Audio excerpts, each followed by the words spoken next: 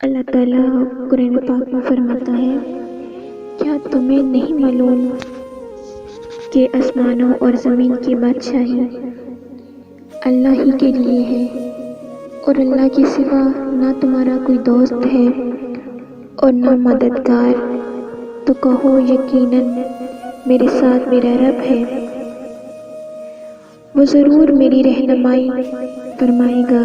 اے پروردگار، مجھے اکیلا نہ چھوڑ، اور بہترین وارث تو ہی ہے۔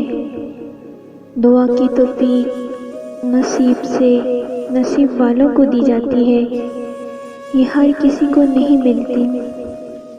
اگر اللہ پاک تمہاری دعائیں قبول کر رہا ہے تو وہ تمہارا یقین بڑھا رہا ہے، اگر دعائیں پوری کرنے میں دیر کر رہا ہے تو تمہارا صبر بڑھا رہا ہے، اگر تمہاری دعاؤں کا جواب نہیں دے رہا تو وہ تمہیں آزما رہا ہے۔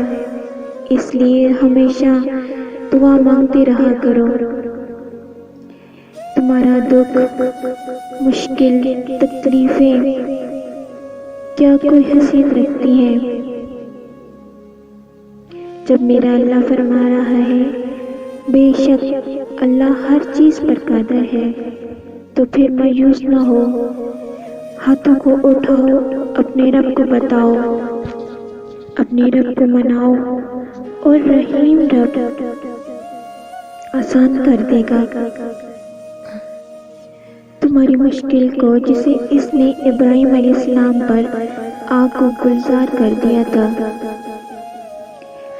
یاد رکھو تم اکیلے ہو، وہ الوکیل ہے، کافی ہے۔ تم درد میں ہو، وہ الشافی ہے، شفا دینے والا۔ تم غریب ہو، وہ الغنی ہے، مالدار، خود کفیل ہے۔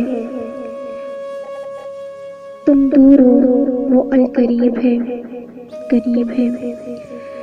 تمہاری شاہ رب سے بھی زیادہ تمہاری قریب رومی